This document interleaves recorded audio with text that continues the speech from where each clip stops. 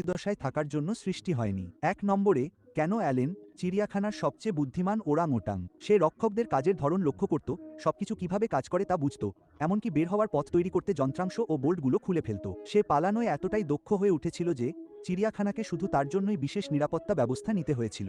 ২ নম্বরে, ভোঁদড়গুলো। তারা শক্তি দিয়ে নয়, বরং দলগত কাজ ও বুদ্ধিমত্তা দিয়ে পালিয়েছিল। তারা তাদের খাঁচায় একটি ছোট ফাঁক খুঁজে বের করে, সবাই মিলে তার ভেতর দিয়ে বেরিয়ে যায় এবং কেউ বুঝে ওঠার আগেই তারা বাইরে গিয়ে শান্তভাবে নদীর পানিতে সাঁতার কাটছিল। ৩ নম্বরে, নালা, একটি সিংহী যে সিদ্ধান্ত নিয়েছিল যে ওই জায়গাটি তার জন্য নয়। খাঁচা থেকে পালানোর পর সে বাড়িঘর ও রাস্তার কাছাকাছি এলাকায় কয়েকদিন লুকিয়েছিল, শেষ পর্যন্ত ধরা না পড়া পর্যন্ত সবাইকে তটস্থ করে রেখেছিল। ৪ নম্বরে, ফ্লোরিডার বানরগুলো। কয়েক দশক আগে পুরো একটি দল কেবল বাধা পেরিয়ে হারিয়ে গিয়েছিল।